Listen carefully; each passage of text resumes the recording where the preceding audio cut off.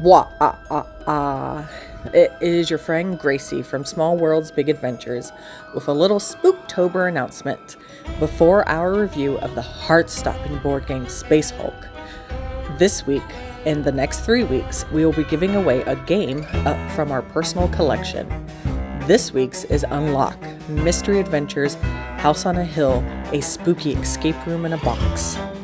To qualify, you must live in the United States and comment on at least one video this week, October 1st through 7th. We will then randomly choose a winner from the comments.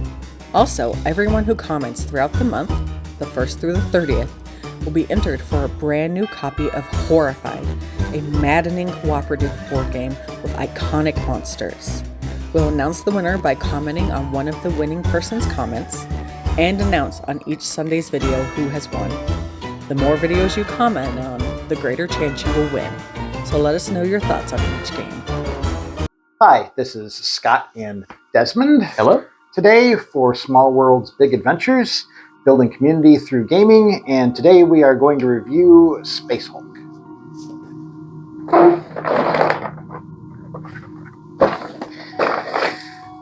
Space Hulk is a game for 2 players, plays in about 60 minutes per scenario. The game itself is out of print. You can sometimes find it for upwards of $250 on resale sites. The game is by Games Workshop, and they periodically reprint this game, feels like every 5 to 10 years. I know there's been 3 or 4 editions now, I believe. Setup time can be about 20 to 30 minutes, depending which scenario you choose. Tear down, about 10 to 15, depending on how carefully you want to put stuff back in the box. The game plays sort of like a dungeon crawler. Competitive in nature more so than some others. Yeah, one side plays the aliens and the other side plays the Space Marines, and it's usually a goal that the Space Marines have to accomplish on the map, and the aliens are trying to stop them. Space Hulk is part of the Games Workshop's Warhammer 40,000 series of tabletop games and role-playing games. It's got 2 specific factions, the Gene Stealers and the Blood Angels Space Marines. Yes, the Blood Angels Terminators. What is your favorite 40k faction? You can answer it down below in the comments. And it will be Death Guard. Usually rate our board games in 5 categories. We go from terrible, bad, mixed, good to excellent. We start with player agency. And what did you rate player agency for Space Hulk? I'd certainly consider a good game on that scale. While there is certainly downtime between each of the players' turns, in which some of that time may be wasted not essentially on game talk. However, with the amount of strategy and especially the limited time on the Space Marine scale, it often goes fairly quickly.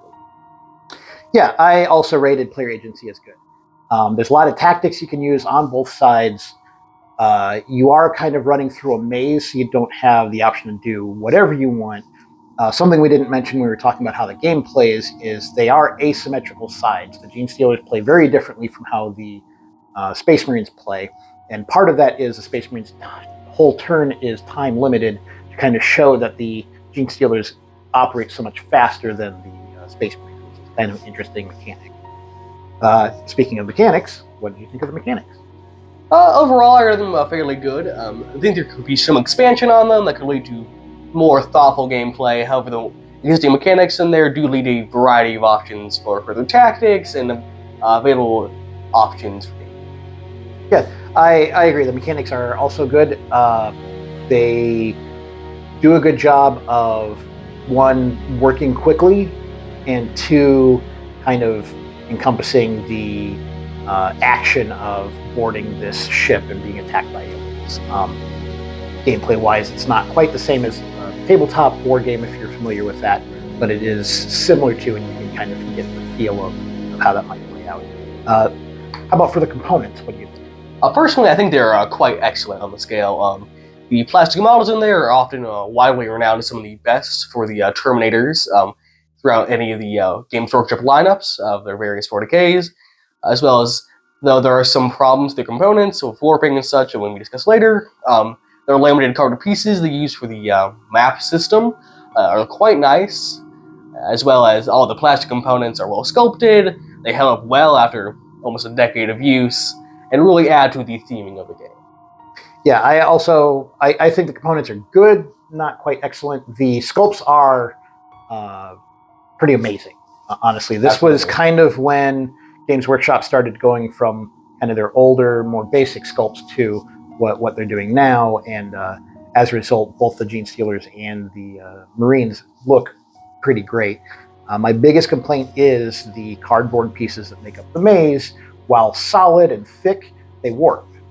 They get a little bit of a curve, and one, not only do I not like that because then it kind of makes it a little harder to put them together, but also some of the fancy sculpted miniatures aren't balanced as well as they could be and can fall over. And it's not just a little bit of warping, it's pretty bad. But otherwise, I would also say good. They're really good components.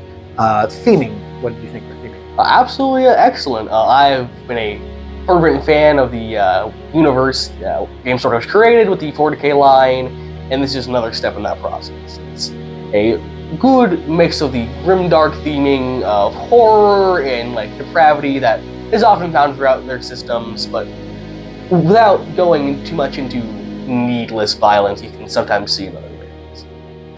Yeah, the theming is really good. It does a good job of simulating the Space Marines entering the ship and trying to fight their way through. The Gene Stealers are weaker, but they're a lot faster, and that gets picked up with the time limit of the Space Marines. It does a good job of encompassing this stress and urgency in your turns and what you're doing, especially on the Space Marine side. But even on the Gene Stealer side, you're not. It's no walk in the park. You got to be really careful about where you're placing your stuff, and it does a good job. Yeah. Enjoyability. Our last ratings category is enjoyability. Absolutely, for me, I would run it as excellent. There's a lot of varying scenarios that make the game basically infinite replayable. With the variety of pieces that you're given and the options for gameplay, I find that I could play this for hours on end. There's really no stop to my enjoyment of this game. They made a really excellent piece here, and I quite enjoyed it. Yeah, I would rate this good. I really enjoy anytime I sit down and play it. At this point, once I've played a couple games, I'm pretty much good to go. Whereas when I was your age, I would sit for an afternoon and we would play. I had originally gotten this when I was on Christmas break for Christmas, and me and a friend of mine literally played it pretty much every day, all day for the rest of Christmas break. So I totally agree with that. What are your final thoughts, your last take? Overall, I'm really happy with just the quality of components you get. Even with the aforementioned warping, while I do find that it does hamper gameplay a bit, overall, it is merely a inconvenience to my enjoyment of the game. The theming really sells to me. I love how basically every piece they put in, from the mechanics to the miniatures themselves, all lend to this theme of urgency and this dark feeling throughout the game. And overall, next edition, I will be purchasing it again. Great. And also, to be clear, the version we got, we've discussed this a couple of times. Yes. You think it's... I am fairly certain it is the limited edition, 3rd edition. 3rd edition. Which is, again, most considered the best of the editions. But to be clear, depending on which edition you get, the components are going to be different. The original edition are not the same sculpts. It has flat board pieces, which I actually had that edition at one point. The doors have mostly stayed similar, but even those have changed a little bit. So which edition you get will have an impact on your components. My takeaway is good asymmetrical gameplay. It's just a 2-player game. You could kind of play it with an extra player, maybe playing a different squad of Space Marines if you're playing one of the bigger games, but really it's just 2 players. But both sides play differently, but they play well and they work well together. Some of the scenarios are a little more balanced in favor of one or the other, because it's a little hard to balance that. But usually when we play, especially, is we'll play both sides, and so you get an opportunity to see both sides of that. I like the urgency to the Space Marine side. I do feel like it adds something to the gameplay. It's rare that you'll run out of time, but sometimes you'll get really close, or you will not be able to do the last couple of actions. You don't have enough time. And I agree. There's because of the modular system of the board and how many pieces and stuff they give you. There's lots of scenarios. There's, I think, 12 in the book. Campaign booklet, yeah. And then online, you can find a bunch of player-made stuff. There used to be somebody had a website where you could make your own. You could put in what pieces you had, and then you could just design your own thing. So it worked really great. If you like games like Heroes Quest, Valor and Villainy, or Descent, you might very well like this. It is different than those, but it is similar to a dungeon crawling board game. If you like hearing our review, go ahead and hit that like button. If you want to see more reviews and game walkthroughs or gamekeeper advice, go ahead and hit the subscribe button. And if you select the bell icon, you will get notified when we upload our videos. If there's nothing else, we will see you next time. Right.